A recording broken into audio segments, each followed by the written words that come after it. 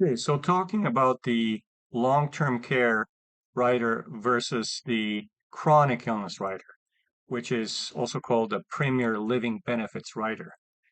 There are slight difference between them. For example, the Premier Living Benefits rider, which is a chronic illness rider, there's actually no cost for it if it's never used until it's used. That is one thing. It is also, it kicks in, there's a 0 day, it kicks in right away after uh, the permanent uh, disability, for a permanent chronic illness or a certain condition that is 2 out of 6 activities of daily living is established. So it kicks in faster, but at the same time, it takes out of the death benefit. So the death benefit itself is the basis. So if there's a million and whatever, $1 million death benefit, one is taking the money out of the death benefit. So it's actually um, the death benefit is taken out in this case before the insured's death. So the budget itself is all the way up to $1.5 million if the death benefit is $1.5 million or lower.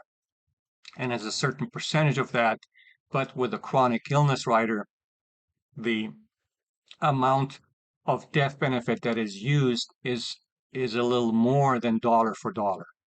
Whereas in the pure long-term care rider, there is a a cost to it, but and when taken, the benefit is dollar for dollar.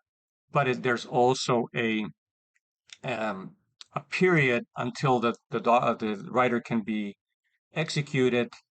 It is not the 0 day as it is with chronic illness. So I would say most of the time for people who are at a in mid in their mid in their 50s or 60s, the chronic illness rider is probably a good option just because that chronic illness rider can also kick in for any other chronic illness.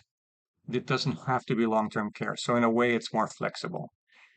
But as you will see below, there's a pretty detailed explanation of the options, but I just wanted to explain it a little bit in this video so that you have a high level idea of the differences.